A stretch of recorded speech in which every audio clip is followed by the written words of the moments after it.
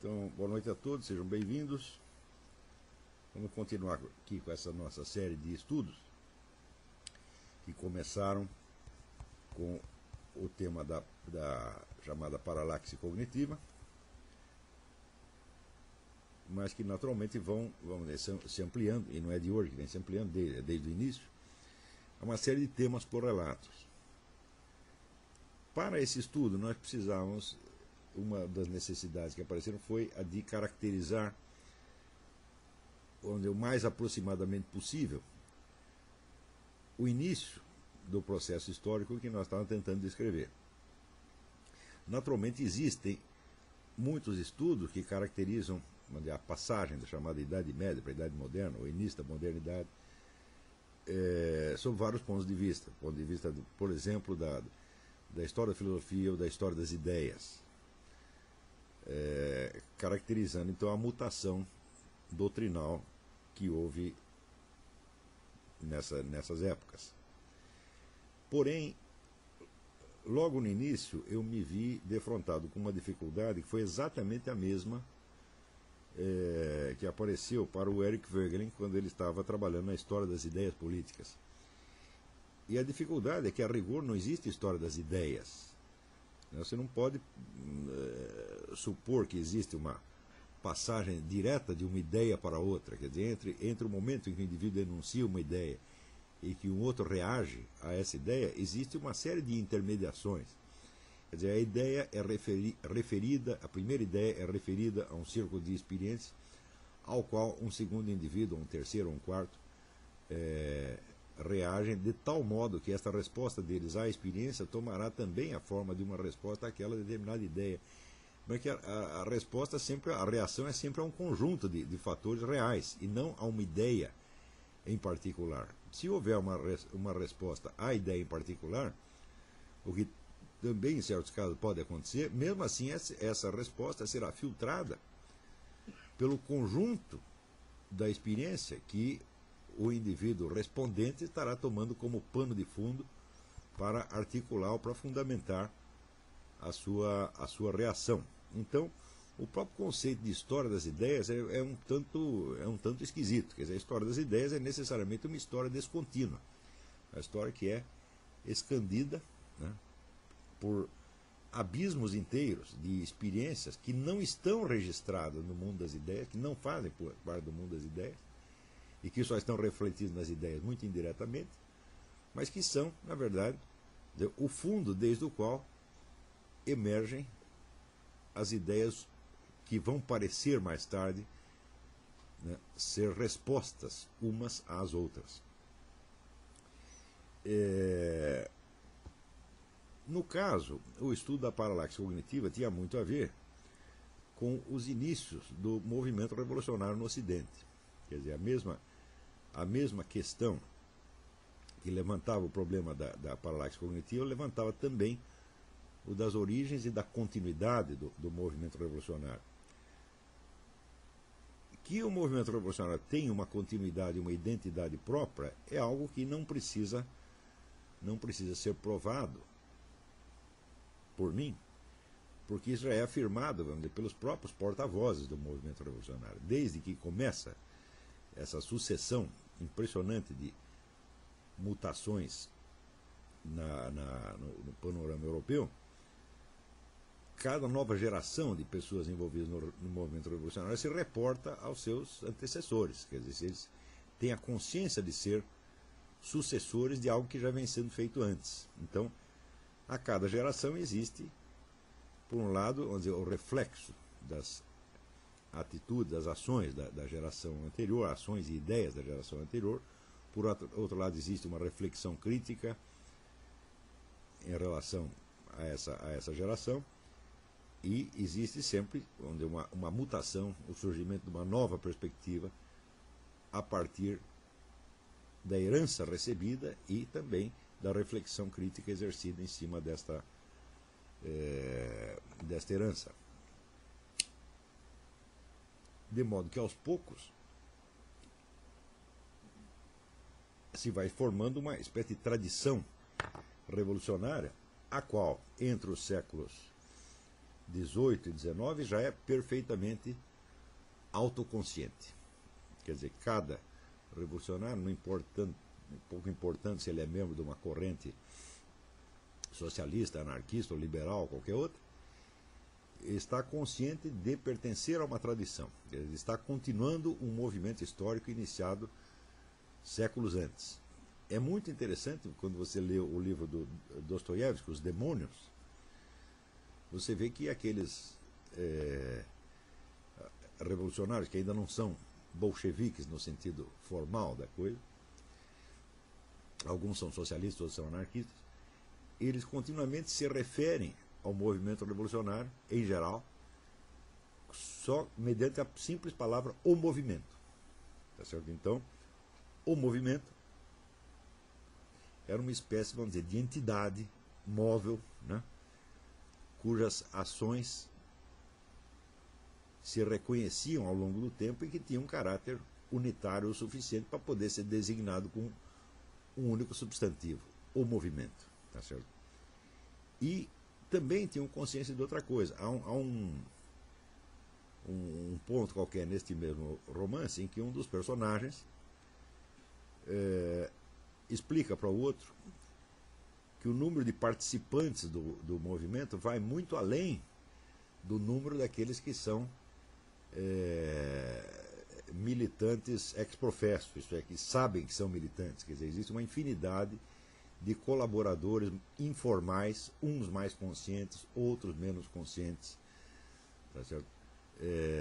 Formando uma rede daquilo que mais tarde se chamaria os companheiros de viagem, os simpatizantes e no fim das contas, aqueles que Lenin chamava os idiotas úteis. Quer dizer, os idiotas úteis fazem parte integrante do movimento e cada decisão estratégica tomada aqui ou ali sempre leva em conta este imenso exército de reserva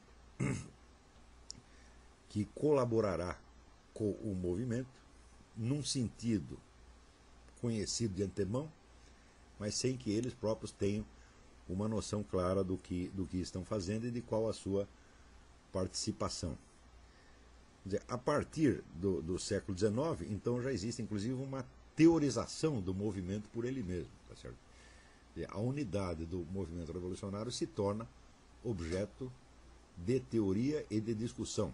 Quer dizer, isto é a prova máxima de que essa unidade é uma coisa autoconsciente, de que o movimento revolucionário sabe, conhece a sua própria unidade e se baseia nela como fonte das suas autoanálises e das suas decisões. Então, ninguém jamais negou a existência do movimento revolucionário, embora a maioria dos historiadores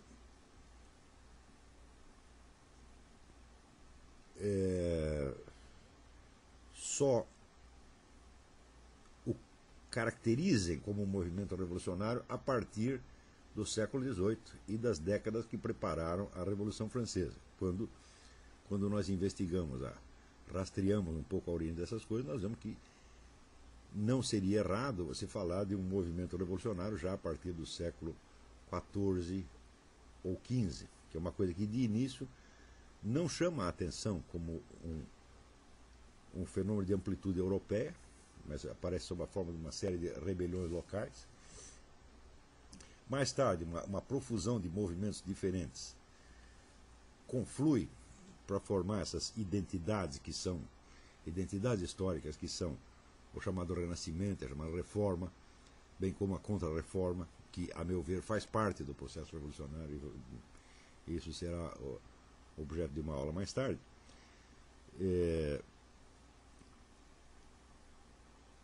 Mas a maior parte dos historiadores faz uma diferença ainda entre esses movimentos, tanto os movimentos, as rebeliões locais do século XIV, XV, XVI, quanto à Renascença e à Reforma, e a fase propriamente revolucionária. Mas hoje eu acho que já temos condição de perceber, vamos dizer, a unidade por baixo disso. Essa unidade não apareceu antes, porque o assunto sempre foi tratado, seja do ponto de vista da história político-social, ou da história da filosofia, ou da história das ideias, ou da história das religiões. E eu acho que nenhuma dessas disciplinas está muito bem equipada para captar exatamente o processo que nos interessa, que é a unidade interna. Quando se fala de unidade de um processo histórico, é necessário que você capte algum fator permanente cuja presença seja identificável ao longo de todo o processo. Quer dizer, algo tem de permanecer, algo que caracteriza a unidade desse processo. Ora, do ponto de vista da história das ideias, isso é impossível, porque esses últimos 4 ou 5 séculos veio uma profusão alucinante de doutrinas, escolas filosóficas, movimentos político-religiosos, etc, etc, etc. Você tentar, então, captar uma unidade do ponto de vista do conteúdo dessas ideias é absolutamente impossível. Então, quer dizer, tanto a história da filosofia quanto a história das ideias, quanto a história política, social, cultural, também não parece estar aparelhada para captar essa unidade. E foi através de uma sucessão de análises muito meticulosas de várias expressões do movimento revolucionário que eu fui, aos poucos, pegando, apreendendo os pontos constantes. E esses pontos constantes não pertencem à ordem do conteúdo das ideias, não pertencem às ideologias, não pertencem às filosofias, não pertencem às doutrinas, não pertencem às estratégias de ação.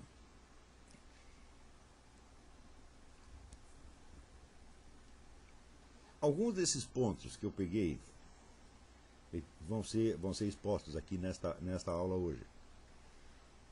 Mas todos eles têm a ver com uma diferença específica entre a percepção geral do mundo que se observa nos protagonistas do movimento revolucionário a partir do século XIV e XV e tudo que a humanidade conheceu, não só tudo que a humanidade conheceu anteriormente, mas também a percepção do mundo que continua vigorando entre as chamadas pessoas comuns, entre o povão.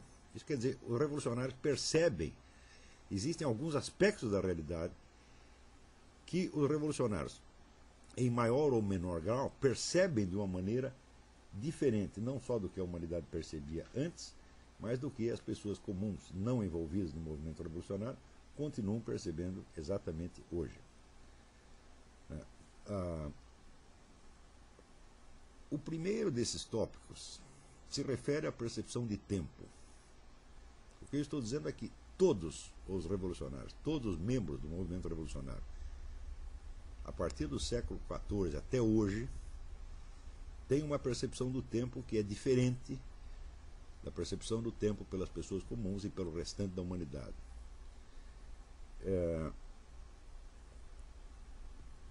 Normalmente, o ser humano percebe o tempo como um fluxo linear, no qual, vamos dizer, o passado liga a um futuro através, vamos dizer, de um presente cuja duração é mais ou menos indefinida. Quer dizer, nós não podemos medir o presente, mas nós podemos identificá-lo. Por exemplo, nós sabemos que esta aula é a nossa situação presente. É isso, quer dizer, quando falamos de presente, não estamos falando de um instante atomístico, mas de uma situação, né, cuja unidade espaço-temporal é reconhecido como aquilo que está diante de você e no qual você está envolvido no momento. Então, vamos dizer, esse momento presente, ele não é um ponto atomístico, mas ele é uma certa fração. Tá certo? Esta fração está colocada, vamos dizer, entre duas extensões ilimitadas. A extensão ilimitada do passado, que remonta até a origem dos tempos, e a extensão indefinida do futuro, tá certo? Que, teoricamente, se prolonga até o fim dos tempos. O fim dos tempos é uma expressão que deve vir sempre entre aspas. Já vamos ver por quê. Então, o tempo aparece sob a forma, vamos dizer, de uma linha irreversível. Não é isso? Existem em todas as línguas expressões, vamos dizer, o fugit irreparabile tempus, quer dizer, o tempo foge irreparavelmente. Né? Existe Em português existe o verso do Machado de Assis, né? Que quanto da vida... Camões, que quanto da vida passa está recitando a morte está recitando cada minuto que passa. Então, o minuto que passa não é recuperável, tá certo? Só é recuperável imaginariamente, mas ele terá que ser recuperado num outro momento futuro, e já não será a sua repetição, tá certo? Mas apenas esse passado se tornará, na medida que é recordado, ele se torna apenas um fragmento de um novo momento do tempo. Essa é mais ou menos a visão universal do tempo. É uma experiência que todos os seres humanos têm, tá certo? Não há nenhum ser humano que não saiba que aquilo que aconteceu não desacontece mais. Pode ser modificado no futuro, mas não pode ser revogado. Então, essa irreversibilidade, essa irreparabilidade do tempo faz parte da experiência universal do tempo. Ela é a própria experiência universal do tempo. Então, quando começam a surgir os primeiros movimentos revolucionários no Ocidente, eles surgem desde dentro do cristianismo e surgem baseados na ideia de ou apressar o juízo final, tá certo? Ou efetivamente de realizá-lo, quer dizer, de punir os maus, de suprimir a injustiça, tá certo? De castigar todos os pecadores e instaurar no mundo uma ordem de justiça que teoricamente duraria indefinidamente. Como esta concepção, vamos dizer, de uma ordem social, política justa, ela é sempre colocada num futuro, quer dizer, você vive dentro de um estado que você reconhece como um estado de corrupção e pecado,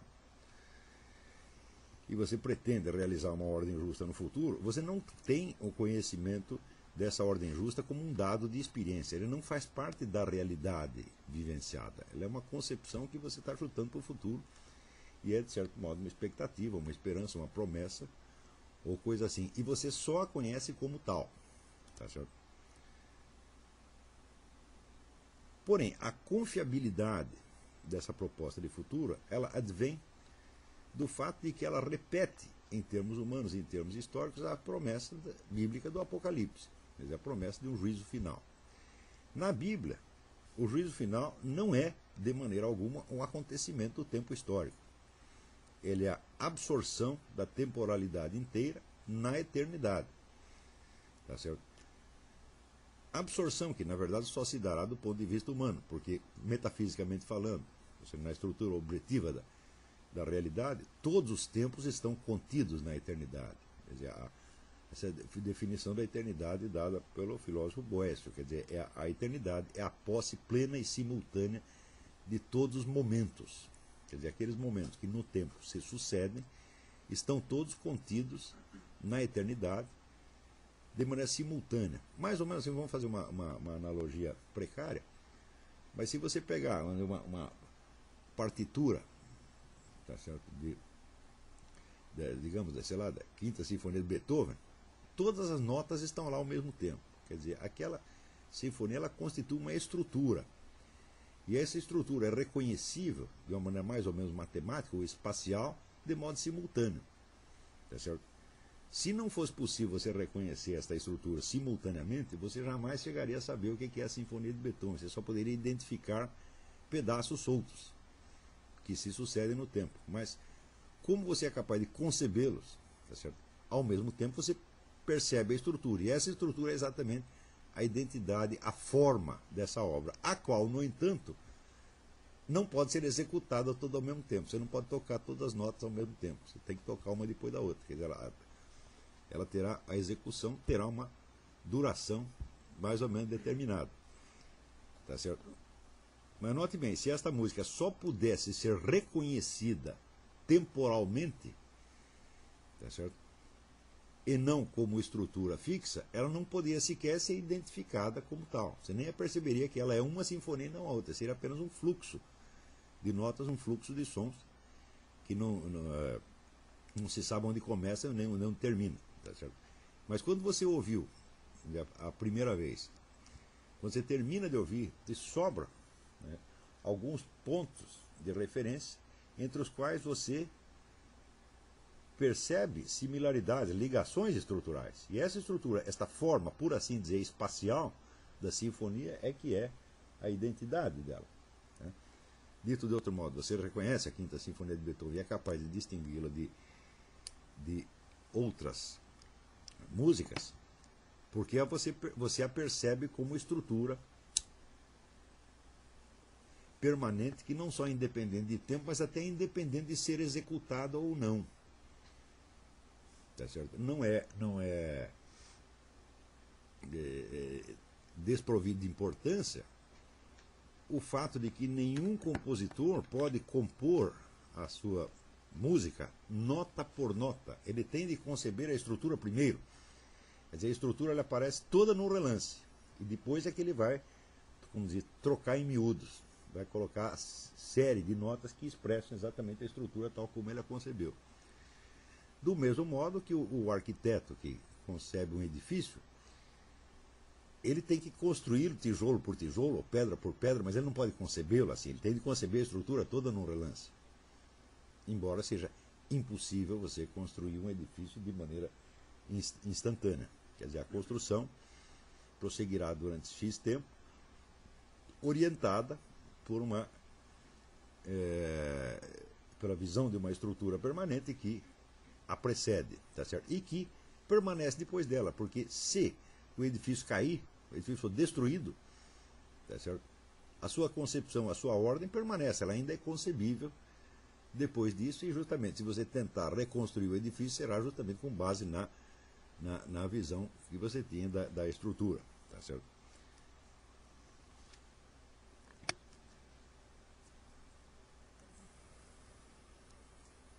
Então,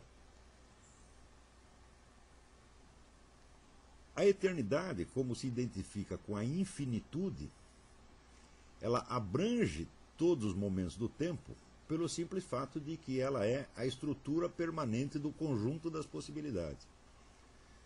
A eternidade não é nada mais do que a estrutura da possibilidade universal, considerada, então, é claro, na sua simultaneidade, embora a sucessão do acontecer só possa se realizar, vamos dizer, parte por parte, quer dizer, a presença de um momento exclui a presença do outro. Quer dizer, se você está vivendo um momento presente, isso quer dizer que os momentos passados e futuros estão excluídos. Tá certo? Mas eles estão excluídos só do momento presente, eles estão incluídos na estrutura geral do acontecer. Eu não sei se isso está ficando muito claro, esse negócio que eu estou.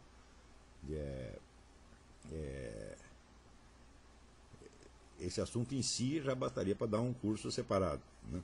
Mas, se vocês entendem a definição do Boécio de que a eternidade é a posse plena, é a presença plena de todos os momentos, também entendem que a eternidade é a estrutura do mundo total da possibilidade, quer dizer, todas as combinações possíveis e imagináveis daquilo que pode vir a acontecer. Então, do ponto de vista lógico e do ponto de vista metafísico, é claro que o tempo está incluído na eternidade. Quer dizer, o tempo é apenas, vamos dizer, a sucessão das possibilidades que se realizaram até agora, tá certo? E o encaixe delas com as possibilidades subsequentes. Tudo isso tem que fazer parte da eternidade, porque se tudo isso faz parte do possível, está incluído dentro da estrutura do possível. Então, isso quer dizer que, quando a Bíblia nos fala no juízo final, quer dizer, num acerto final de contas, tá certo? Entre a totalidade dos seres humanos e a totalidade daquilo que eles fizeram, isso supõe que eles pararam de fazer. Quer dizer, a sucessão das ações terminou. Não há mais ações. Então, o que existe? Existe a reabsorção do tempo na eternidade. Aquilo que sucedeu ao longo do tempo passa a ser encarado já não como mais um momento do tempo, não como uma sucessão, mas como uma estrutura simultânea que, portanto, pode ser vista como unidade e julgada. E por isso que chama o juízo final. Não é isso? Então, é o famoso verso do Mallarmé no túmulo de Edgar Poe, tel qu'en lui-même enfant, l'éternité le change. Quer dizer, a eternidade o transforma finalmente naquilo que ele era, naquilo que ele sempre foi. Quer dizer, quando termina a sucessão dos atos e estados que compõem uma vida, você tem ali a vida inteira, a vida fechada, não há mais transformações. Tá certo? Esta vida, então, pode ser vista agora como uma ordem ou como uma estrutura permanente, que caracteriza exatamente aquela singularidade daquele indivíduo. Esse mesmo raciocínio, analogicamente, nós podemos fazer para a totalidade da espécie humana e para a totalidade do universo. Isso quer dizer que a ordem dos tempos jamais esteve fora da eternidade, ela está contida na eternidade. Tá certo? Ela não passa, vamos dizer, de uma modalidade de manifestação das possibilidades que estão contidas na eternidade. Então, isso tudo para enfatizar que o juízo final não é visto de maneira alguma na Bíblia como um acontecimento do tempo, tá certo? Mas como uma espécie de supra-acontecimento, como a absorção do conjunto do acontecer na estrutura eterna que o precede e que o possibilita. Quando, entre os séculos XIV e XV, começam a aparecer movimentos heréticos revolucionários no Ocidente, a ideia deles é instaurar o reino de justiça. Tá certo? Isso significa que, por um lado, eles se arrogam a função do Cristo vingador. Quer dizer, você não vai ter que esperar o fim dos tempos, tá certo? E a reabsorção do tempo na eternidade para premiar os bons e castigar os maus. Você vai fazê-lo dentro da própria história. Quer dizer, o juízo final se torna um capítulo do tempo. Tá certo? Ele já não é mais algo que se passa na eternidade, mas ele é um acontecimento. Segundo, este acontecimento será provocado por meio da ação humana, da ação organizada, especialmente da ação política, militar, cultural. Tá certo? Mas, ao mesmo tempo, este momento do tempo futuro que você espera vai trazer o reino da justiça, ele aparece aos olhos dos seus agentes e protagonistas como se fosse, vamos dizer, o ponto de desembocadura natural do tempo. Quer dizer, toda a sucessão histórica está levando para aquele momento. Quer dizer, aquele momento será, vamos dizer, a perfeição dos tempos, ou seja, a completação dos tempos, e será, ao mesmo tempo, a aquisição de um estado de perfeição moral e psicológica pela humanidade. Então, este momento do tempo futuro, ele se torna, para os agentes que querem trazê-lo, ele se torna um momento diferente dos outros, porque todos os momentos anteriores são apenas um transcurso, quer dizer, uma longa história, tá certo? De erros, sofrimentos, pecados, etc, etc, etc, tudo isso devendo confluir no reino final da justiça. Ou seja, o advento desse reino, embora seja visto como um acontecimento dentro do tempo e não como uma passagem à eternidade, ele é um momento, ele é um tempo diferente dos outros, qualitativamente diferente, porque ele já não é mais um simples transcurso. Tá certo? Ele tem, aos olhos desses agentes, uma estabilidade, uma permanência, como diz na Bíblia, seu reino não terá fim. Então o reino de justiça que será trazido por esses indivíduos, por esses agentes do movimento revolucionário, também não terá fim. Tá certo? Não que o tempo vai parar, tá certo? Mas, na verdade, é impossível descrever a estrutura do tempo futuro tal como os revolucionários a concebem, mas, de modo geral, eles a concebem como um estado de justiça e de perfeição, tá certo? Que, embora continue existindo no tempo, já não é mais uma temporalidade em aberto como a anterior, mas é uma temporalidade, vamos dizer, onde o curso das coisas está pré-determinado, está pré-definido pela sua própria perfeição. Quer dizer, criamos aqui o reino de justiça e agora as coisas só vão acontecer dentro da norma admitida no reino da justiça. Não haverá mais aquela incerteza, aqueles desvarios, aqueles pecados, aquela loucura toda da história anterior. Tá certo? Então, seria uma passagem do tempo a um outro nível de existência. Tá certo? O gênero literário chamado utopia mostra exatamente isso. Quer dizer, quando você descreve aquelas sociedades perfeitas, né? Quando Thomas More descreve a sociedade perfeita, Tommaso Campanella descreve a cidade perfeita, subentende que esta cidade é perfeita e permanecerá perfeita. Quer dizer, ela estará, de certo modo, subtraída à incerteza, né, e ao caos da história. Será, por assim dizer, uma passagem de um tempo caótico para um tempo ordenado. Tá certo? De um tempo onde muita coisa depende do acaso, para um tempo onde, de certo modo, tudo está planejado e previsto e só pode acontecer dentro de uma pauta de perfeição concebida pelos revolucionários.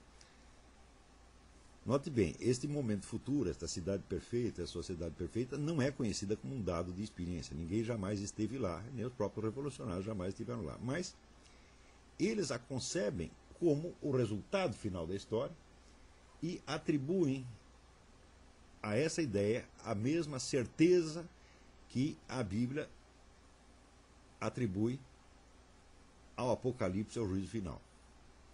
Nós podemos dizer que, metafisicamente, a afirmação bíblica do Apocalipse é indiscutível. Tá certo? Por quê? Como a passagem do tempo à eternidade é inevitável pelo fato de que o tempo não existe por si mesmo, ele só existe dentro da eternidade, ele só existe dentro da estrutura da possibilidade universal. Então ele está cercado por ela e ele não pode fugir dela. Tá certo? Então, nesse sentido, o Apocalipse, tal como visto na Bíblia, é até inevitável. Porém, o Apocalipse, tal como visto pelo movimento revolucionário, não é a passagem do tempo à eternidade, mas é um momento do tempo, é uma mudança de nível do próprio tempo. Tá certo? Esta mudança de nível, que ninguém experimentou como dada da realidade, é vivenciada como uma hipótese, ou como uma promessa, ou como uma esperança, mas a ela os revolucionários atribuem a mesma certeza que a Bíblia atribui ao Apocalipse. Tá certo? Então, isto quer dizer que se a história humana, se o conjunto do acontecer humano, está se dirigindo para um instante privilegiado, no qual vai emergir uma nova sociedade perfeita, tá certo? Na qual, portanto, todos os dramas humanos, esses sofrimentos humanos estarão superados e haverá então uma estabilização da ordem humana. Se tudo converge para este final, ora, é este final que, sendo o objetivo da história humana, é também o fundamento da explicação dela. Quer dizer, a história existe em função deste futuro que deve ser atingido. Assim como na Bíblia. Quer dizer, a explicação e a justificação final de tudo, né, são dadas pela vinda final do Cristo, que separará então os carneiros dos bodes, é certo? E mandará uns para o inferno, outros para o céu, separa então os condenados dos eleitos. Assim também, na perspectiva revolucionária, será o advento da sociedade perfeita o objetivo e, portanto, a razão de ser de toda a história anterior. Ora, com isso, então, observa-se uma inversão radical do sentido do tempo. Porque o restante da humanidade, e a quase totalidade das pessoas ainda hoje, pessoas que não estão, vamos dizer, totalmente envolvidas pelo processo revolucionário, nessa vivência que, vamos dizer, normal e tradicional do tempo, nós sabemos que o passado já não pode ser alterado. Quer dizer, sob este aspecto, né, o passado é a única certeza. Por mais difícil que seja de conhecê-lo, você sabe que você não vai remexer nele mais. Ao passo que o futuro é precisamente aquilo que não está determinado, aquilo que é contingente. Contingente, em lógica, quer dizer aquilo que pode ser ou pode não ser. Tá certo? Então, mesmo o futuro breve. Quer dizer, aí, nessa sala, por exemplo, tem várias pessoas ouvindo esta aula, e também pela internet, algumas acompanhando, aqui também nessa sala tem algumas acompanhando. Quais dessas pessoas vão entender a minha explicação e quais não vão? Eu não tenho a menor ideia disto. É isso. Pode ser que um sujeito que acompanhou tudo até um certo ponto, aí ele perde o fio da meada e não entende mais nada. E pode ser que o outro que está dormindo acorda e tem uma sacação e percebe tudo. Ou seja, eu não sou capaz de prever. Eu conseguirei dar o resto desta minha aula, vamos dizer, de maneira clara e ordenada, como pretendo eu ter dado até esse momento, eu não sei, pode ser que eu me confunda daqui a pouco, que eu esqueça tudo, apaga tudo, não sei mais o que ia dizer. Afinal de contas, eu estou velho, tenho direito à minha cota de Alzheimer, essa coisa toda. Então, tudo pode acontecer. Tá certo? Daqui 2 minutos, 3 minutos, 4 minutos, quanto mais, vamos dizer, alguns séculos ou milênios. Então, o passado é irreversível e o futuro é contingente. Tá certo? E o presente é uma certeza, mas é uma certeza móvel, que está continuamente desaparecendo diante de nós. Essa é a experiência normal do tempo, normal, tradicional, universal do tempo. Para o revolucionário, ao contrário, o que é certo é o futuro. Esta é a única é a certeza que o move. Agora, o sentido de tudo o que aconteceu e de tudo o que está acontecendo passa a depender desse futuro. Por exemplo, acontecimentos que apressaram ou facilitaram ou favoreceram o advento das transformações esperadas tem um sentido. E aquilo que atrapalha, atrasa ou impossibilita o desenvolvimento do processo tem outro sentido. Como é que nós vamos saber de antemão se tais ou quais coisas favoreceram ou desfavoreceram o advento da sociedade perfeita? Se a sociedade perfeita, na verdade, é apenas uma hipótese. Nós não sabemos, mas, logo em seguida, conforme os movimentos do grupo revolucionário tenham sido facilitados ou dificultados por aquilo, aquele acontecimento, então, adquirirá retroativamente um sentido X ou Y em função do papel que se imagina que ele tem na produção deste futuro esperado. Tá certo? Portanto, a única certeza passa a ser o futuro, o advento do reino de justiça. E esta passa a ser, vamos dizer, portanto, a premissa, o critério fundamental de julgamento de tudo que se passou anteriormente. Isso quer dizer que o sentido dos acontecimentos passados se torna completamente móvel. Conforme o avanço do processo revolucionário, acontecimentos que foram julgados negativos podem se tornar positivos e vice-versa. Tá certo? Quer dizer, o sentido daquilo que aconteceu se torna móvel, porque a cada momento o avanço do processo revolucionário lhe confere novos e novos e novos significados. Estão compreendendo? Então eu vou lhes dar um exemplo característico. Quando Dostoiévski escreveu Crime e Castigo, Os Demônios, etc., etc., o objetivo dele era bastante claro. Era denunciar, nos termos mais veementes possíveis, a malignidade intrínseca do movimento revolucionário. Dostoiévski, após um breve namoro com o movimento revolucionário na juventude, ele participa lá do movimento político, é preso e na cadeia onde ele está só se permite que leia a Bíblia. Ele leu a Bíblia inteira e se converteu ao cristianismo. E na hora que ele se converteu ao cristianismo, ele percebeu o horror do movimento revolucionário. Então ele escreve toda a obra dele para mostrar realmente que os revolucionários são pessoas malucas, são pessoas perigosas, são um flagelo da humanidade. Então, evidentemente, o sentido desta obra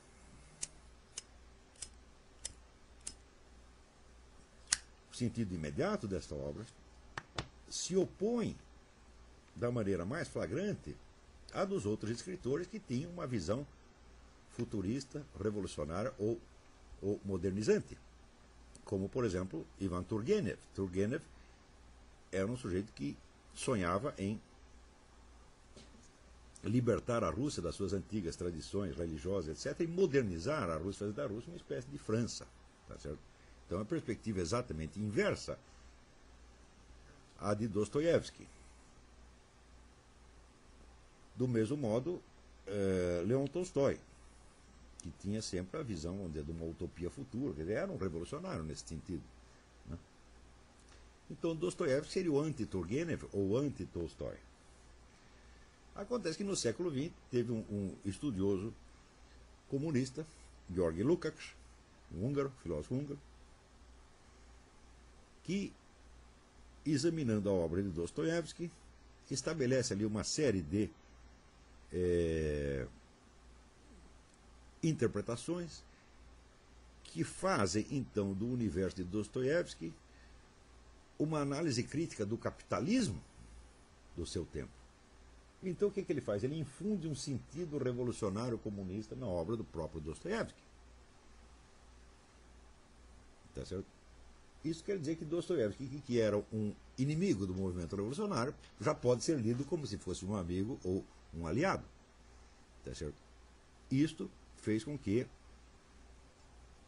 os autores marxistas, tinha muitos escritores, pensadores marxistas, que liam Dostoiévski que não conseguiam deixar de apreciar a beleza e a profundidade daquilo, ainda que aquilo fosse contra as suas convicções. A partir desse momento, então, eles se encontraram mais aliviados, quer dizer, eles já estavam autorizados pela ideologia revolucionária a admirar o Dostoiévski, tá certo?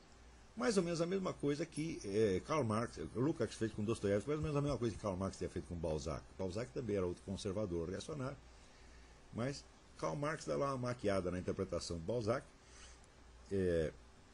e mostra que a visão que Balzac tem do capitalismo coincide com a dele.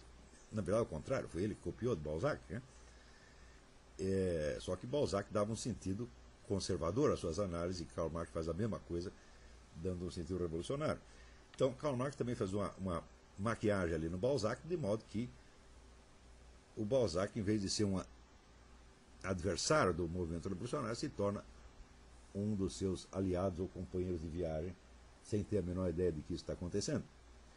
Então, isso mostra que conforme o papel que a cada momento se atribui a cada acontecimento do passado na produção da suposta sociedade futura, modifica então o sentido que se dá a esse acontecimento passado e a visão que se tem dele. Tá certo? Então, a ordem natural do tempo que vai, vamos dizer, do passado consolidado e imutável para o futuro contingente se inverte. É o futuro que é dado como líquido e certo, porque ele é a finalidade da história, ele é o objetivo da história, ele é que passa a articular toda a história. Tá certo? Então, nós podemos entender o futuro em função do que aconteceu no passado, dentro de um raciocínio de causa e efeito, na qual incluímos, vamos dizer, mesmo os nossos planos de futuro, eles só têm capacidade de moldar esse futuro caso eles estejam no passado. Quer dizer, os seus planos têm uma história também. E essa história já vem se desenrolando há algum tempo. E é por isso mesmo que esses planos podem exercer alguma ação no futuro. Quer dizer, um plano que fosse apenas vamos dizer, um relance, né, uma percepção instantânea, que depois desaparecesse para sempre, não exerceria função alguma. Você teve aquela ideia, aquela sacação e esqueceu em seguida. Aquilo desapareceu. Então, mesmo os planos de futuro, para eles poderem exercer alguma influência no futuro, eles têm que já estar, eles têm que ter um passado já. Por isso, eu digo isso para enfatizar como a noção normal do tempo é de encarar o futuro em função do passado. Mesmo porque os seus planos de futuro fazem parte do seu presente e já tem atrás deles um passado. Quer dizer, se você tem um projeto, você sabe quando você teve esse projeto, há quanto tempo você o está alimentando, tá certo? Mas você não sabe se vai conseguir realizá-lo ou não no futuro, porque o futuro é contingente. Contingente é aquilo que pode ser ou pode não ser. Mas mesmo a história do seu plano, tá certo?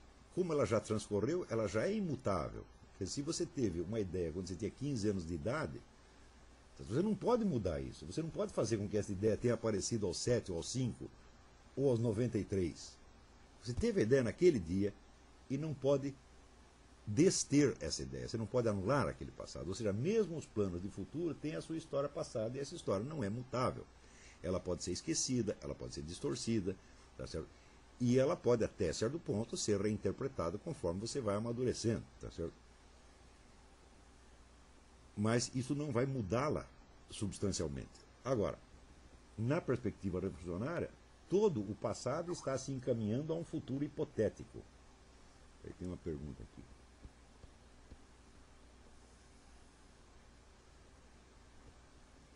Aqui tem uma pergunta. Todo jovem não é naturalmente revolucionário? Esse senso comum está errado? Quando ficamos mais velhos, não nos tornamos mais conservadores? Assim, a mentalidade revolucionária não seria um fenômeno nascido a partir do século XIV, mas inerente ao ser humano em qualquer época histórica? Bom, a pergunta já contém a sua própria resposta. Se o movimento revolucionário tem uma origem datável, quer dizer que ele não é um dado permanente, tá, na história humana.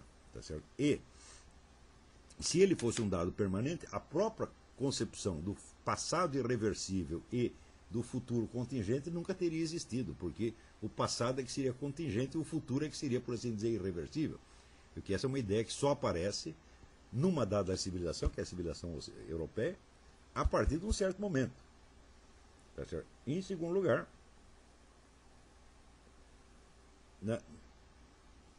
não me parece, de maneira alguma, que os líderes e os condutores do movimento revolucionário sejam jovens. Isso seria absolutamente impossível. São velhos que concebem isso. Tá certo? Pelo menos são homens maduros. E se você pegar a atividade de Lenin quando ele tinha 20 anos, é irrelevante, mas aos 40 ela se tornou importante. Tá certo? E Stalin também. Né? E Mao Tse-tung. Né?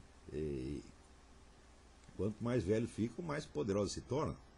Tá certo? Então, eu acho que a idade biológica, vamos dizer, a analogia entre juventude e mentalidade revolucionária é ela própria um elemento da mentalidade revolucionária. Ela é um dado do discurso revolucionário, é uma falsa analogia biológica. Tá certo? Se as massas de militantes revolucionários são colhidas principalmente entre os jovens, tá certo? É justamente porque os velhos precisam deles.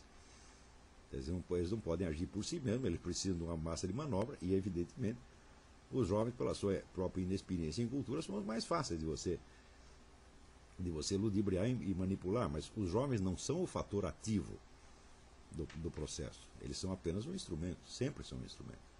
Tá certo?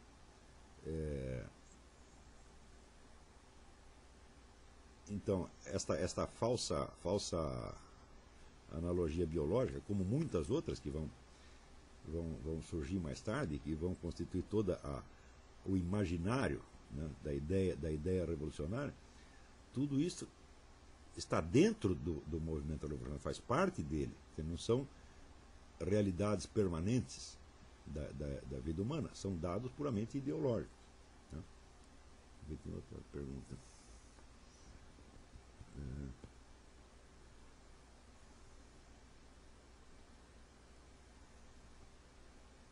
Eu faço uma pergunta que o sentido contrário da anterior. Num blog talk recente, você comentou sobre uma pesquisa publicada pelo Washington Post, no qual se comprovou que o ser humano prefere a segurança do senso comum, mesmo quando é mentiroso, do que o confronto com a verdade. Tomando isso como verdadeiro, não seria um contrassenso haver um movimento revolucionário desde o século XIV? Como explicar essa contradição, esse fenômeno revolucionário da constatação científica citada? Note bem, o que o movimento revolucionário faz é essencialmente tentar modificar o senso comum. Quer dizer, aquele estado de espírito que é compartilhado por revolucionários é transmitido ao conjunto da sociedade através dos meios culturais. Tá certo? E, naturalmente, à medida que ele vai conquistando círculos cada vez maiores de participantes conscientes ou inconscientes, ele mesmo se torna o senso comum. Quer dizer, o senso comum de hoje em dia, como se vê pela própria pergunta anterior, ele é fortemente determinado pelas ideologias revolucionárias. Agora, é importante entender que eu estou afirmando taxativamente que a unidade do movimento revolucionário não pode ser apreendida ao nível dos discursos ideológicos, ou das estratégias, ou das propostas políticas concretas. Ele tem de ser apreendido no nível de uma estrutura de percepção permanente que permanece estável ao longo de toda a história do movimento revolucionário e que, de certo modo, o define, e que por isso mesmo é o padrão da sua unidade.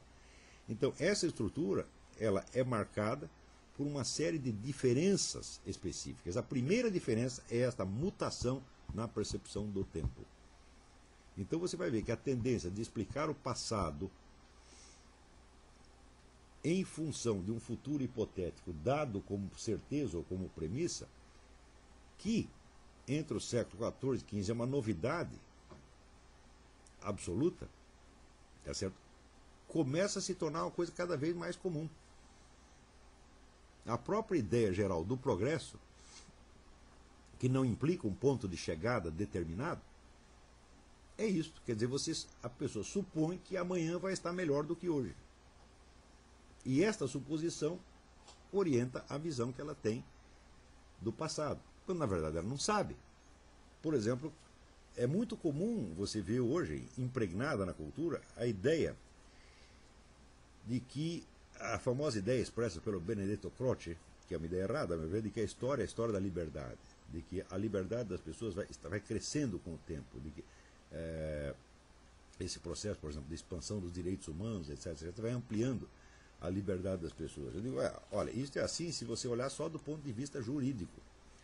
Mas se você olhar não só do ponto de vista da mutação jurídica existente, isso é, dos novos direitos que surgiram, mas se você olhar do ponto de vista da distribuição efetiva do poder e dos meios de ação à disposição de quem tem o poder, ao contrário, a liberdade se restringiu muito. Quer dizer, o Estado moderno, por exemplo, ele tem meios de controlar a vida do cidadão para muito além daquilo que os tiranos da antiguidade poderiam sequer imaginar. Por exemplo, o controle da sua vida privada. O que você pode dar para o seu filho comer, o que não pode. O que você pode falar, o que você não pode. Né? Isso aí são meios de ação que foram crescendo e dando à autoridade, né, instrumentos de controle muito acima das ambições de Átila Uno, Júlio César, Gengis Khan, etc, etc. Então, nesse sentido, a história é a história da tirania e não a história da liberdade. Não é isso? Então, a ideia da história como história da liberdade é baseada na ideia de um futuro hipotético, futuro de tipo liberal, como concebia Croce, tá certo? Que terá, então, que sendo o objetivo da história, é ao mesmo tempo o fundamento de toda a sua explicação. Ora, à luz de um exame objetivo da estrutura do tempo, o que nós sabemos é que nós não sabemos qual é o futuro. Ora, em primeiríssimo lugar, por um motivo muito simples. Eu não posso saber qual é o sentido objetivo da história, porque eu não sei quando a história vai terminar. Eu posso saber qual é o sentido final de uma tragédia de Shakespeare, porque tem um último ato. E nesse último ato tem uma resolução. Não é isso? E você sabe mais ou menos qual é a duração da peça. Agora, a história humana, quem sabe como vai terminar? Quando vai terminar? Ninguém sabe quando vai terminar. E se você não sabe quando será o fim, não tem sentido você querer distinguir o que foi meio e o que foi objetivo.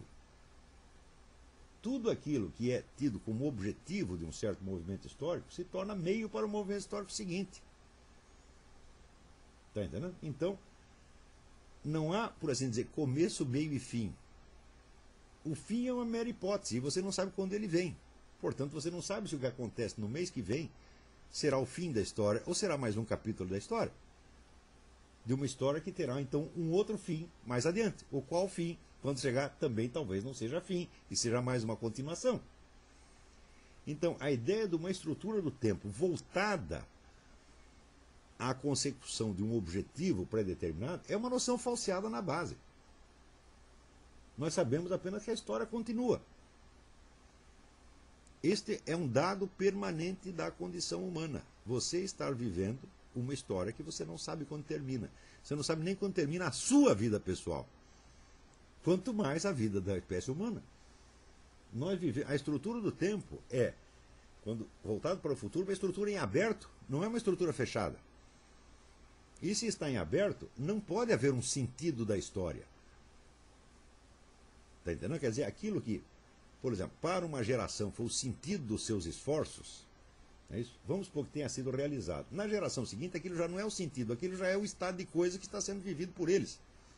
E que eles, inclusive, podem julgar negativamente. Quer dizer, tudo aquilo que para a geração anterior constituía as mais belas esperanças, para eles é uma bela porcaria, porque eles estão dentro dela. E aquilo é simplesmente um estado de coisa, estado de fato. Mas, quando nós fazemos esta analogia, vamos dizer, do movimento revolucionário com a juventude, nós estamos caindo na mesma esparrela. A analogia biológica da história é falsa por quê? Porque a vida biológica humana tem uma duração predeterminada. Tem uma duração média predeterminada. Não é isso? E uma sucessão de fases que não são intercambiáveis. Você não pode ter a sua adolescência antes da infância. Tá certo? Você não pode ter a sua velhice antes da sua maturidade. Tá certo? Muito bem, pode ter a sua decrepitude, tá certo? Antes da infância, adolescência, maturidade, etc, etc. A não ser que você seja o Lula. Tá certo? Então, mas esse é um fenômeno supra-histórico. Então, isso quer dizer que nós podemos encarar a vida humana como um desenvolvimento em direção a uma certa realização que deveria ser conquistada assim, entre a maturidade e a velhice, tá certo? Porque nós sabemos que existe uma duração predeterminada, possível, duração máxima possível, mas na história nós não temos a menor ideia disso. A história é um processo em aberto. Então você até falar de sentido da história, tá certo? Não faz sentido. Né?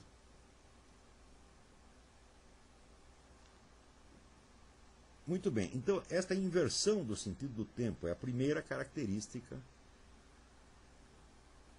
estrutural do movimento revolucionário. Esta inversão está presente desde aqueles movimentos messiânicos do século XIV, XV, XVI, até o Fórum Social Mundial.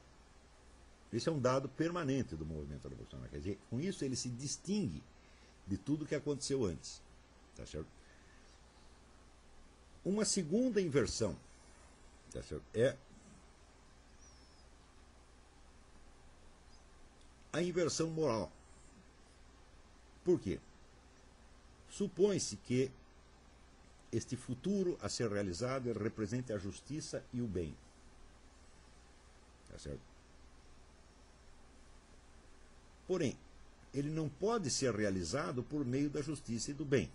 Ele tem de ser realizado por meios político-militares usuais, ou seja, através do emprego de todos os meios violentos, cruéis e malignos necessários.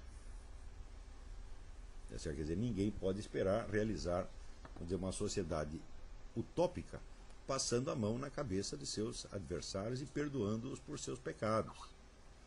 Por exemplo, se os comunistas se lembrarem de que os capitalistas, né, são seus irmãos em Cristo e começarem a passar a mão na cabeça deles, tá certo? Eles não vão acabar com o capitalismo. Se você começa a perdoar os capitalistas, acabou o socialismo. Então, é necessário puni-los. E para puni-los é necessário matá-los, porque se você pune uma vez só, eles reincidem. Então é preciso acabar com eles. Então, a ideia de realizar o bem futuro, tá certo? A partir de uma imersão profunda no mal, que levado a um extremo transfigurará a situação e se transformará em bem no futuro, é uma ideia também inerente à estrutura do movimento revolucionário. Só que isso acaba tendo consequências muito mais profundas do que se imaginava à primeira vista. Por quê?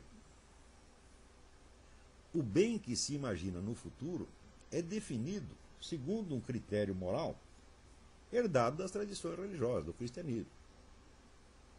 Então, vamos dizer, seria um mundo em que os 10 mandamentos se tornassem, vamos dizer, prática usual. Quer dizer, ninguém rouba, ninguém toma a mulher do próximo, tá certo?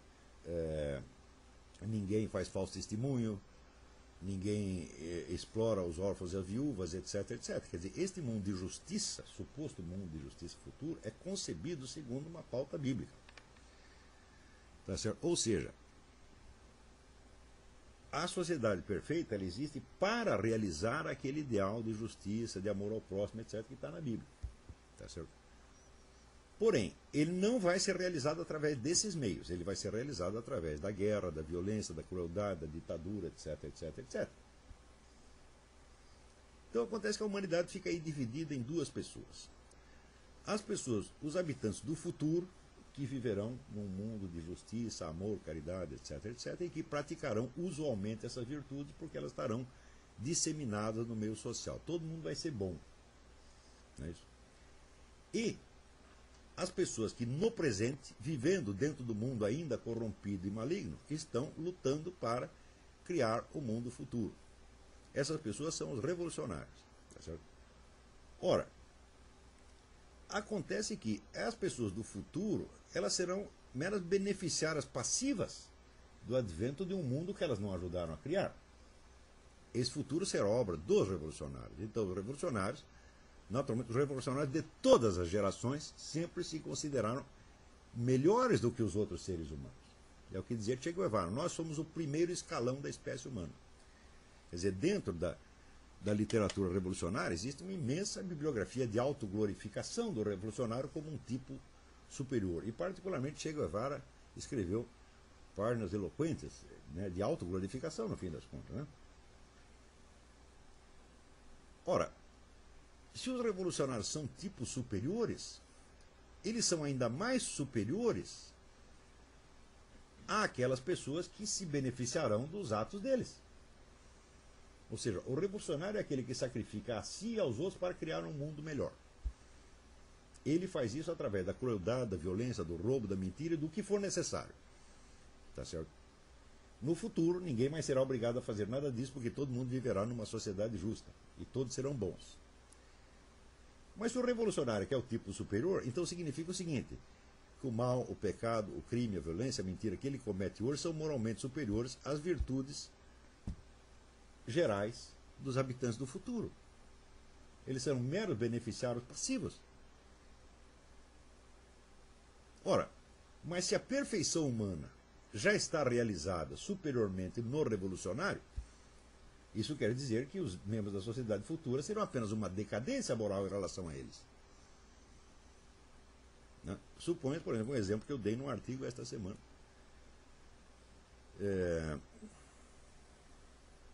Mao Tse Tung, por exemplo, é célebre, e na sua biografia escrita pelo seu médico pessoal e recentemente por uma jornalista chinesa, confirma isso aí, ele estuprou uma infinidade de moças camponesas. Tá certo? E ao mesmo tempo, é claro, ele estava muito revoltado contra os senhores de terra que abusavam das suas, né, das camponesas. Então é o mesmo que dizer, ele estuprou um monte de camponesas para que no futuro os senhores de terra não fizessem mais isso.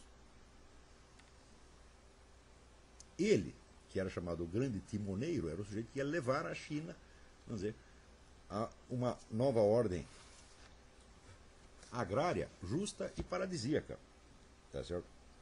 Mas, para isso, ele estuprou lá um monte de mulheres camponesas, ele fez uma guerra do ópio voltada contra o seu próprio povo, viciando províncias inteiras para poder vender ópio e ganhar dinheiro, fazer a revolução. Né? E, no fim das contas, matou 60 milhões de chineses. E o sujeito, porque fez isso, ele é moralmente superior àqueles que não farão nada disso no futuro, porque viveram numa sociedade justa. Isso quer dizer que a moral revolucionária ela é invertida na sua base. Ela coloca o mal no topo, desde que praticado pelo revolucionário. E todas as virtudes, seja das pessoas presentes ou do futuro, estão colocadas abaixo do mal e do pecado quando praticado pelo revolucionário. É curioso, por exemplo, que houve um estudo que feito pelo Paul Johnson, num livro chamado Intellectuals, tem uma tradução brasileira, Os Intelectuais, publicado pela editora Imago, em que ele pega, vamos dizer, a vida dos mentores do mundo moderno, os gurus do mundo moderno, e pergunta assim, quem são essas pessoas? Né? Qual é, vamos dizer, a autoridade moral com que eles se apresentam como guias da humanidade? E acaba vendo lá que havia lá uma multidão de estupradores, pedófilos, ladrões, vigaristas, assassinos, e assim por diante. Quer dizer, é uma história horrível, simplesmente horrível. Não é isso? Quer dizer, você não tem,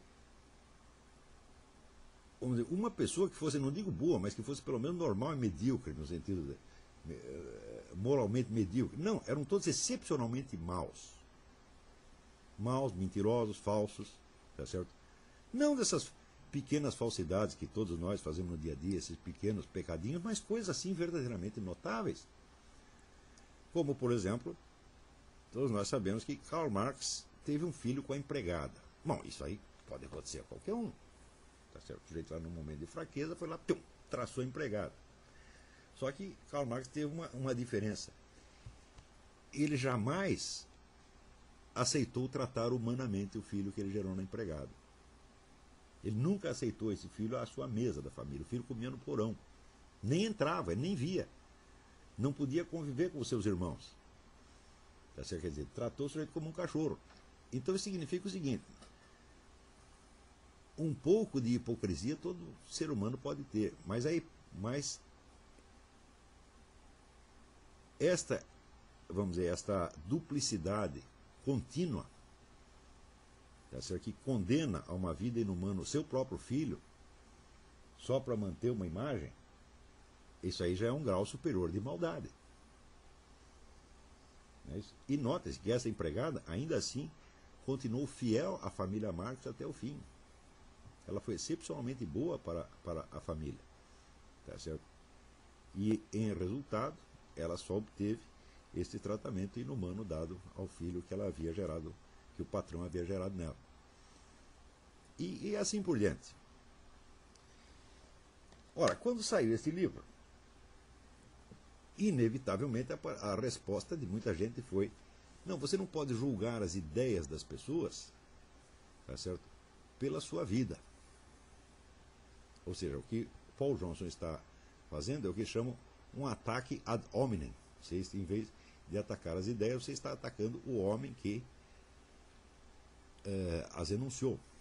Bom, se você considerar do ponto de vista puramente lógico formal, esta crítica está certa. Mas acontece o seguinte: acontece que o revolucionário como tal, ele não atua só no mundo das ideias. A revolução não é uma ideia, a revolução é um processo real. É um processo real de mutação da conduta. Então, a conduta do revolucionário é muito mais importante do que suas ideias. Não é isso? Mesmo porque esta conduta é uma interpretação que ele dá às suas ideias. Note bem, como explicaríamos, então, o fato de que Karl Marx, que escreveu páginas tão candentes contra os capitalistas que abusavam sexualmente das suas empregadinhas, não só fizesse ele exatamente a mesma coisa, mas fizesse um pouco pior. Tá certo? Porque, por exemplo, a história do Brasil está cheia de proprietários rurais que engravidavam um monte de escravas. Mas o que eles faziam com os filhos? Aceitavam os filhos como se fossem deles. Na verdade, essa é a origem de uma boa parte da população brasileira. Eles aceitavam o filho como membro da família, protegia o cara, às vezes dava estudo, pagava para os filhos estudar no exterior. E, no fim, estes filhos, netos e bisnetos de escravos acabavam se integrando na sociedade como todo mundo. Agora, o que foi feito daquele desgraçado que Karl Marx gerou no ventre da Helene Demuth? O cara sumiu, né? Foi para lá de lixo da história. Então, como é que nós vamos explicar isso aqui?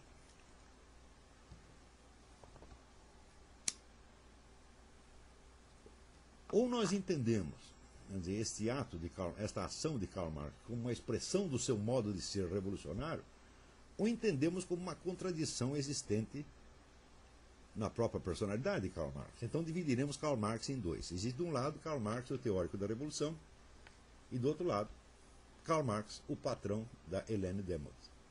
E essas pessoas passam a ser duas. Enquanto patrão da Helene Demuth, Karl Marx ainda era um membro e herdeiro da burguesia, portanto ele participava da tara congênita da burguesia. Então ele entra como herdeiro e vítima de um mal burguês.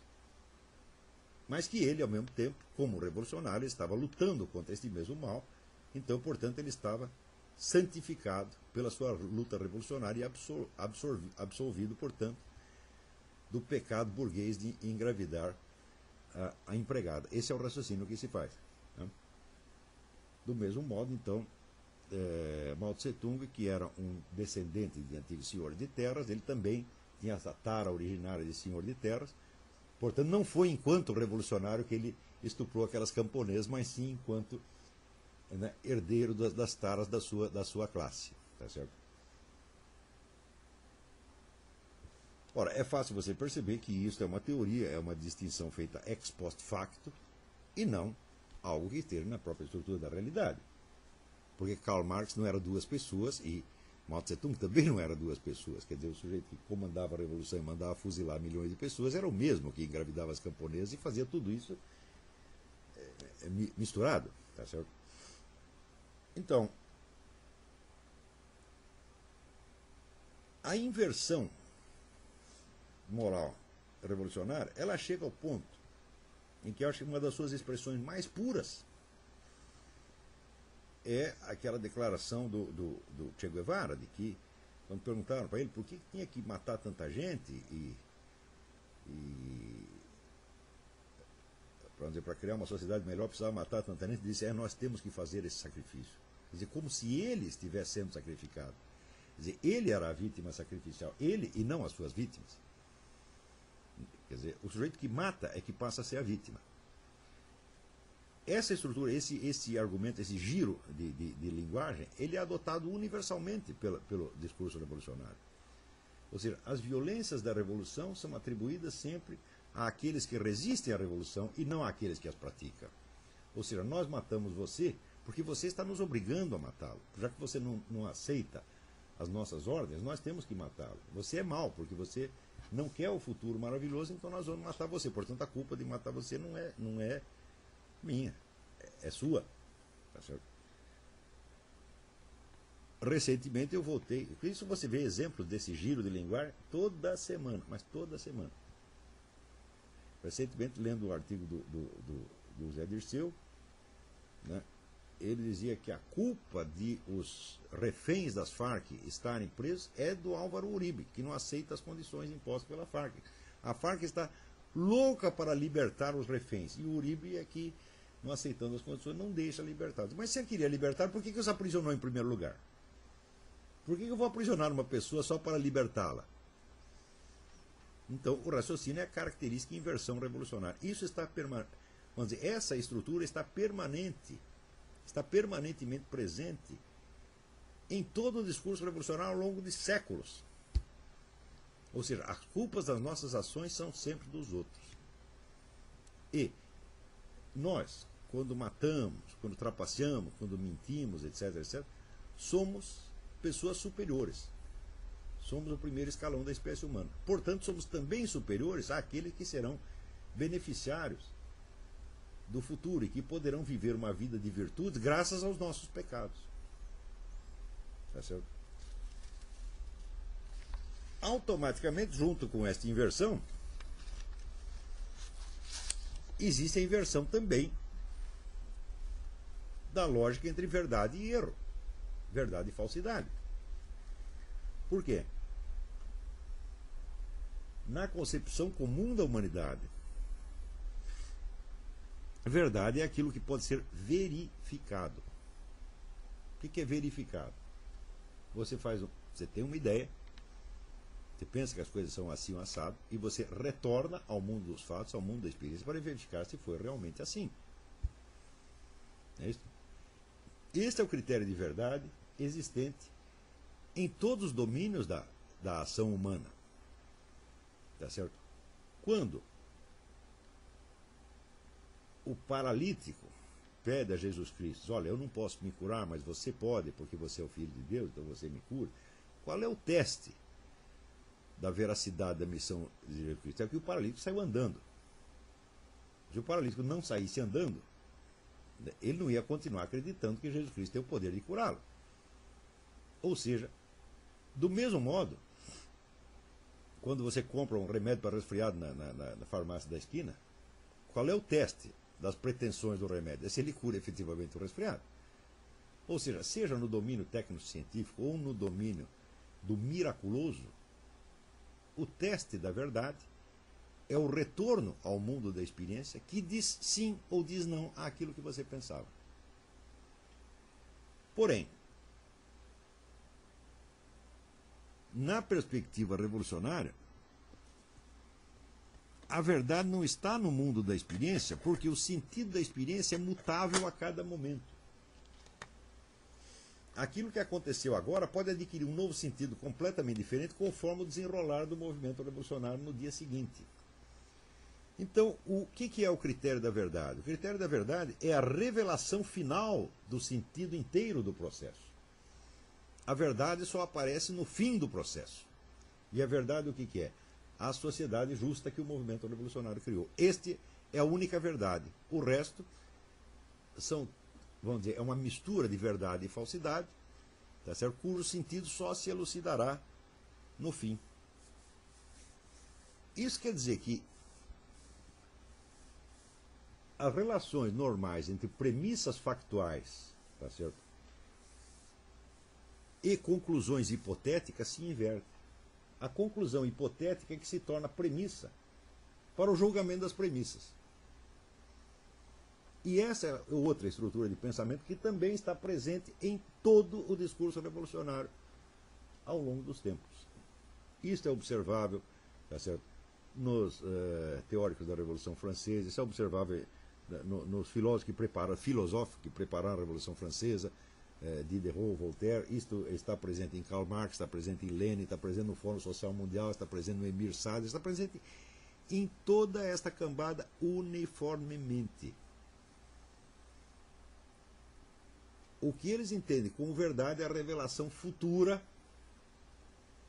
do sentido da história. O sentido da história é a revolução e a criação da sociedade justa.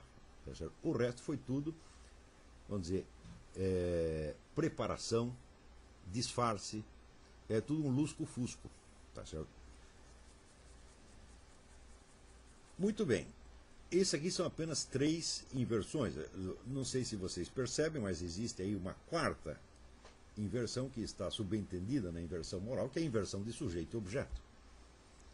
Quer dizer, se no ato de matar, né, um inimigo da revolução é o revolucionário que é a vítima sacrificial, então automaticamente a vítima, o sujeito que foi para o paredão, passa a ser o carrasco. Então, o sujeito da ação passa a ser o seu objeto e o objeto passa a ser o sujeito. Isto também está presente em todo o discurso revolucionário. E justamente, e independentemente das variações enormes, variações ideológicas, políticas, estratégicas e culturais que tem dentro do movimento revolucionário. É importante ressaltar que onde quer que você veja a ideia de uma sociedade justa no futuro, justificando ações malignas no presente, ali está presente a mentalidade revolucionária. Pouco importando o conteúdo ideológico. O conteúdo ideológico apenas são variações ocasionais e locais em relação a esta estrutura constante.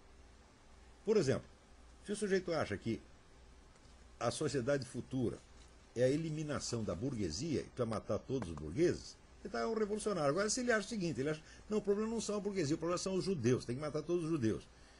Ele está fazendo exatamente a mesma coisa. O raciocínio é exatamente o mesmo. E a estrutura do argumento será também a mesma. Porque os nazistas jamais se consideraram, vamos dizer, executores ou carrascos dos judeus, se consideravam vítimas. Então, especialmente Himmler, que era o sujeito encarregado, vamos dizer, dos campos de concentração, diz que ele, cada vez que ele mandava uma leva de judeus para o campo de concentração, ele chorava. Pensando assim, olha só a crueldade que esses canalhas nos obrigam a fazer. Nós podíamos passar sem isso, mas eles nos obrigam a isso. Exatamente como os comunistas pensam, exatamente como Che Guevara pensava. Quer dizer, essa estrutura de percepção é que é a mente revolucionária. Não o conteúdo. O conteúdo pode variar indefinidamente. O mesmo movimento político muda de conversa a cada semana. Não há uma estabilidade ideológica, tá certo? Então, você veja, por exemplo, até a Primeira Guerra Mundial, o movimento comunista era internacionalista e era inimigo radical de todos os nacionalismos. Logo adiante, ele se torna o maior promotor dos nacionalismos no terceiro mundo, porque serão usados como arma contra as potências coloniais. Então, no Brasil, todo o nosso nacionalismo brasileiro é tingido de doutrina esquerdista. Tudo isso veio com Stalin. Foi Stalin que mandou criar esse nacionalismo. E até hoje tem muita gente que acha que é de direita e subscreve um tipo de discurso nacionalista que foi inoculado do Brasil através do Comintern. Quer dizer, como é que um movimento pode ser antinacionalista e nacionalista ao mesmo tempo? Porque um movimento revolucionário pode, porque o conteúdo do discurso é mutável. Está entendendo? Agora, tem pessoas que são contra o movimento revolucionário, tal como o veem no momento. Então, elas o combatem pelas suas aparências, pelo seu discurso ideológico no momento. Mas essas mesmas pessoas podem estar colaborando com o movimento revolucionário num outro plano e num outro sentido, sem sabê-lo. Desde que, para chegar aos seus objetivos, supostamente opostos, contrários aos do movimento revolucionário, ela se baseia na mesma estrutura de percepção e na mesma estrutura de pensamento. Estão compreendendo? Para vocês verem a profundidade dessa distinção, e para vocês verem que aqui, pela primeira vez, nós temos aqui, nessas minhas análises, a identidade e continuidade do movimento revolucionário perfeitamente definido, para além de todas as confusões entre diferenças ideológicas, que desse ponto de vista se tornam irrelevantes. Para vocês verem a aplicação correta disto, notem que muitos movimentos que não são tidos como revolucionários, são tidos até como antirrevolucionários ou contra-revolucionários, se incluem, evidentemente, na dialética revolucionária, porque contribui para esta grande mutação mental da espécie humana, que vai inocular nela a mente revolucionária. Tá certo? E outros movimentos que levam nomes de revolução não são revolucionários de maneira alguma. O mais característico deles é a Revolução Americana. A Revolução Americana não é um movimento revolucionário de maneira alguma. Primeiro, os primeiros revolucionários, Founding Fathers, eles tinham a ideia de uma sociedade melhor, mas em nenhum momento eles acharam que, em nome dessa sociedade melhor, eles podiam agir ao contrário dos valores que essa sociedade iria representar. Ao contrário, sempre acharam que eles próprios tinham que dar o exemplo máximo daquelas virtudes cívicas que no futuro deveriam ser espalhadas em toda a população. Em segundo lugar, a sociedade melhor que eles criavam não era, vamos dizer, uma sociedade oposta ao passado. Eles não inventaram uma sociedade nova que fosse representar, vamos dizer, uma mutação dos tempos. Ao contrário, tem aqui, vamos dizer, uma das obras mais importantes sobre a história americana, essa aqui, História Constitucional dos Estados Unidos, Andrew McLaughlin. Este é um clássico de 1936. Vejam aqui.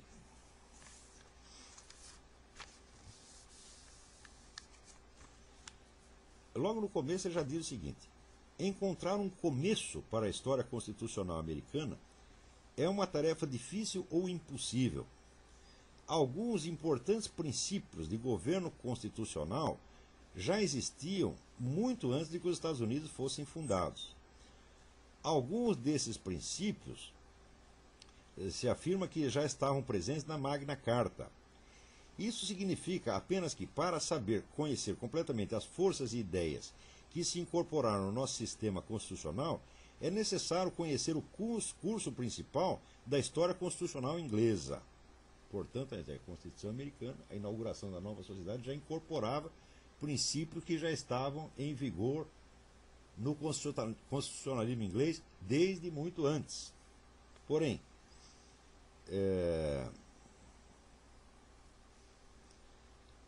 existem, só para dar um exemplo, na Constituição americana, termos e providências que só revelam o seu sentido completo quando estudados como parte da história constitucional inglesa. Como, por exemplo, o princípio do habeas corpus, o princípio do julgamento por júri, o princípio da common law e outros conceitos fundamentais da Constituição americana já estavam presentes ali, todos nos costumes jurídicos ingleses. Mais ainda, as instituições e os princípios constitucionais não foram inventados subitamente na América no século XVIII. Mesmo em anos recentes, as cortes deste país julgaram necessário examinar as leis e os princípios constitucionais da Inglaterra, que já eram muito velhos quando a Convenção Federal se reuniu na Filadélfia em 1787.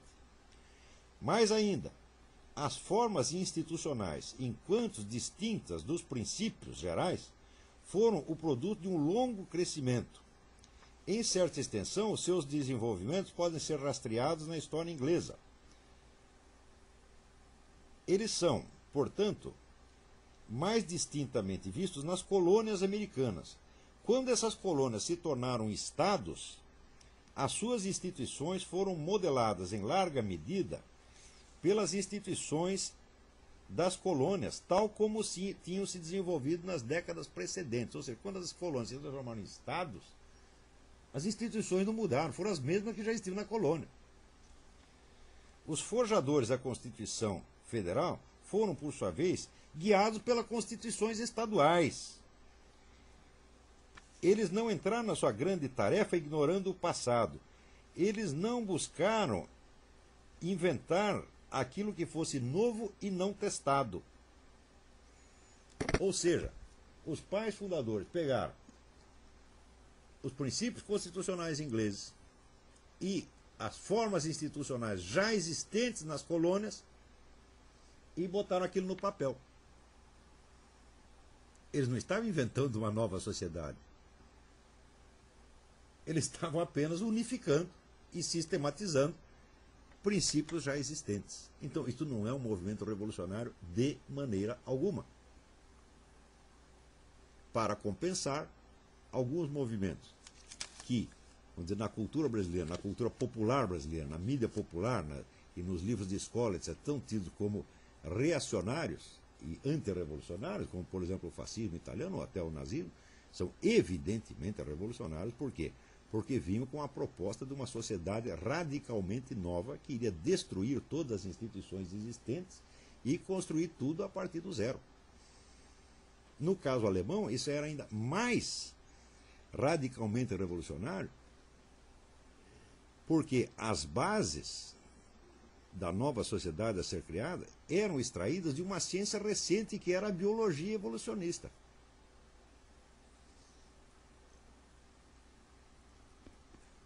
Então, faz favor para mim, pega esse livro vermelho que está embaixo dessa pilha. Vou dar aqui uma amostra para vocês. Olha, isso aqui é um livro recente, muitíssimo interessante. The Dictators. A Alemanha de Hitler e a Rússia de Stalin. Richard Overy. Richard Overy é professor de História no King's College, em Londres. E entre as conclusões que ele dá do exame comparativo das duas grandes ditaduras europeias do século XX, ele fala, a maior ditadura foi de Mao Tse-tung na China, mas está fora aqui. Então ele diz que um dos elementos ideológicos fundamentais que originaram essas duas ditaduras foi o chamado culto da ciência. O culto da ciência econômica, no caso do socialismo, e o culto da ciência biológica, no caso da Alemanha nazista.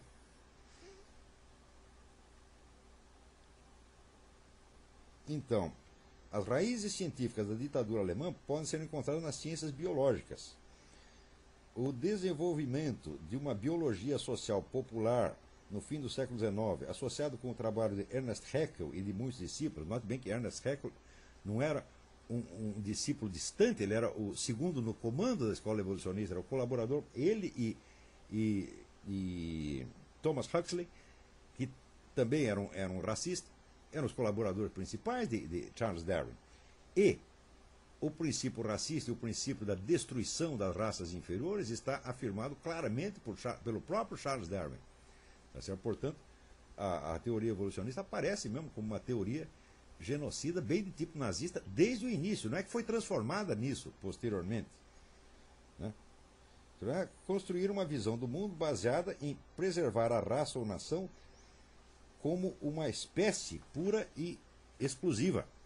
Mas, note bem que Charles Darwin, ele diz, por exemplo, que as leis modernas feitas para proteger os mais fracos, os doentes, etc., são anti-humanas, porque elas contribuem para a decadência humana. Então, para ele, o que tinha que fazer com os pobres, com os doentes, etc., deixar tudo morrer, porque isso favorece, vamos dizer, o melhoramento da raça. Isso quem inventou não foi Haeckel nem Thomas Huxley, foi o próprio Charles Darwin. Então, isso era uma ciência, entre aspas, muito recente, e o nazismo incorpora tudo isso. Tá certo? E promete criar uma nova sociedade baseada, então, nesta biologia. Quer dizer, essa é a proposta revolucionária, 100% revolucionária. Tá certo? Note bem que ainda, vamos dizer, a afinidade, o parentesco entre o nazismo e o socialismo não vem só disto.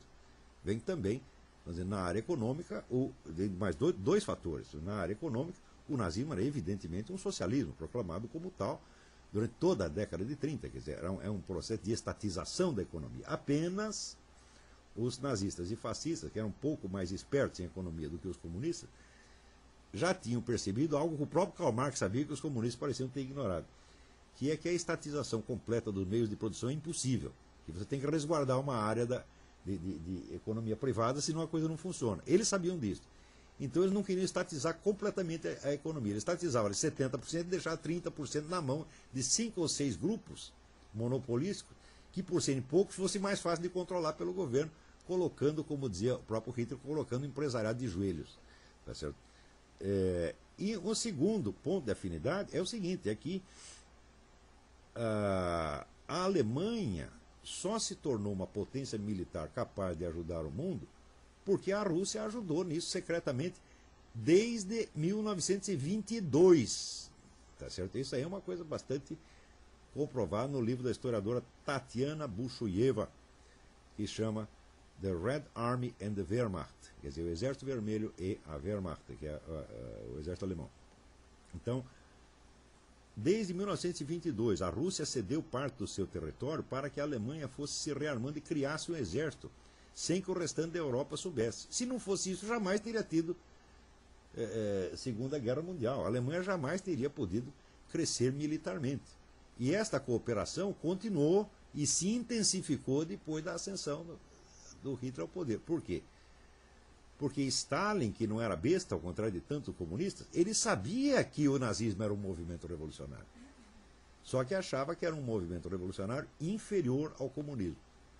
Porque era baseado num improviso doutrinal e não numa teoria histórica, científica, entre aspas, como o marxismo. Então ele achava que os nazistas eram capazes de derrubar a burguesia, mas não de governar em lugar dela. Então a ideia dele, literalmente foi a expressão dele, nós vamos usar o nazismo como navio quebra-gelo da revolução. Eles vão na frente, destroem tudo, e eles ganham e nós levamos. E feito, baseado nisso, então, incentivou o militarismo alemão, o crescimento da Alemanha como potência militar, e criou a Segunda Guerra, que vamos dizer a famosa teoria do Ernest Toppich, que a Segunda Guerra foi totalmente a criação de Stalin, planejada com muitos anos de antecedência e muitíssimo bem sucedida, com exceção de que você fazer sociedade com maluco é isso que dá. Quer dizer, o Hitler no meio do caminho ele voltou atrás e atacou a própria União Soviética. Mas isso acabou ajudando. Quer dizer, o Stalin deu a volta por cima. Este detalhe da sua estratégia que deu errado, ele acabou transformando isso em seu benefício, na medida em que aí é que ele conquistou apoio das potências ocidentais, tá certo? E acabou com isso dominando metade da Europa. Então, isso para você ver, com um movimento tido como nominalmente como revolução, que é a Revolução Americana, não é revolucionário de maneira alguma, e outro tido como contra-revolucionário, é parte integrante do movimento revolucionário. Essas distinções eu posso fazer porque aqui pela primeira vez nós temos a noção da estrutura permanente do movimento revolucionário, que permite captar a sua unidade ao longo de 4 a 5 séculos, tá certo? E permite distinguir o que é revolucionário do que não é revolucionário. Vamos ver aqui, tem pergunta. Pode-se dizer que o movimento revolucionário surge de uma interpretação errônea do mito do juízo final? Mas sem a menor sombra de dúvida. Mas, em primeiro lugar, o juízo final não é um mito. O juízo final é uma necessidade metafísica absoluta. Quer dizer, a sucessão temporal ela é um componente interno da estrutura da possibilidade universal. Ele não pode ser maior do que ela. Ele está contido nela. Tá certo? Portanto, vamos dizer, a sucessão temporal não é infinita. Ela é indefinida, mas não pode ser infinita. Infinito só é infinito metafísico. Então, de certo modo, a confrontação do tempo com a eternidade é uma necessidade absoluta. E isso é exatamente o que está ali na Bíblia. Então, que surge de uma interpretação errônea do mito do juízo final, sem a menor sombra de dúvida. Quer dizer, o movimento revolucionário surge no instante em que pessoas revoltadas com a corrupção, com o pecado, etc., etc., resolvem tomar nas suas mãos as atribuições de Cristo. Eles demitem o Cristo. Quer dizer, que o Cristo não precisa voltar para fazer o juízo final, porque nós já vamos fazer desde já. Esta é exatamente a ideia. Tá certo? Ou seja, o movimento revolucionário é uma heresia surgida de dentro do cristianismo. Não é outra coisa. Há alguma análise dos fundamentos mitológicos dos movimentos sociais, algo como Paul Diel fez sobre as doenças psíquicas? É exatamente o que eu estou fazendo. Certo? Só que o método que eu estou usando não tem nada a ver com o método de análise de mitos feito pelo Paul Diel. A minha ideia foi usar um método de análise lógica do discurso e buscar as suas premissas ocultas. Ou seja, quais são, vamos dizer, as afirmações implícitas que têm que estar subentendidas para que as demais afirmações possam ser feitas em cima delas. Ou seja, eu não usei um método psicológico, usei em primeiro lugar um método de análise lógica. Quer dizer, que é de desvendamento das premissas ocultas. Tão logo como essas premissas ocultas começam a aparecer, você vê que elas são absurdas em si mesmas. E, por isso mesmo, elas podem ser objeto de uma análise não psicológica, mas psicopatológica. Esta análise, por sua vez, já estava feita de antemão por um sujeito que não tinha ideia desta unidade do movimento revolucionário, que era o psiquiatra judeu francês Joseph Gabel. Joseph Gabel, no livro La Fausse Conscience,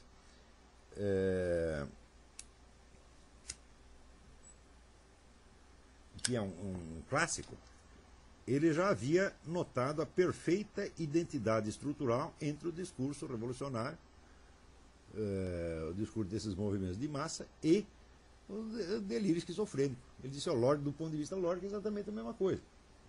Tá certo? Quer dizer, mas ele foi pegando caso por caso. Ele não identificou a estrutura permanente. Eu digo, e essa estrutura permanente mostra que esse caráter psicopatológico do discurso revolucionário não é uma coincidência. Ele é uma necessidade intrínseca. O discurso revolucionário é psicopatológico em si mesmo e em qualquer das suas versões.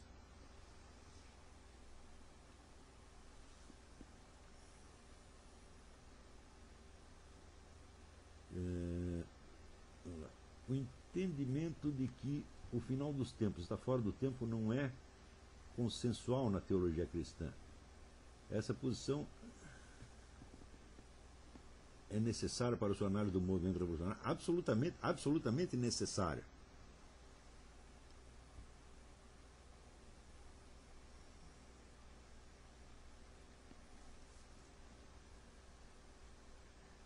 Mas, de qualquer modo, a própria expressão de o final dos tempos está fora e acima dos tempos, me parece que é uma coisa até tautológica. E se o tempo acabou, você passou para uma outra dimensão.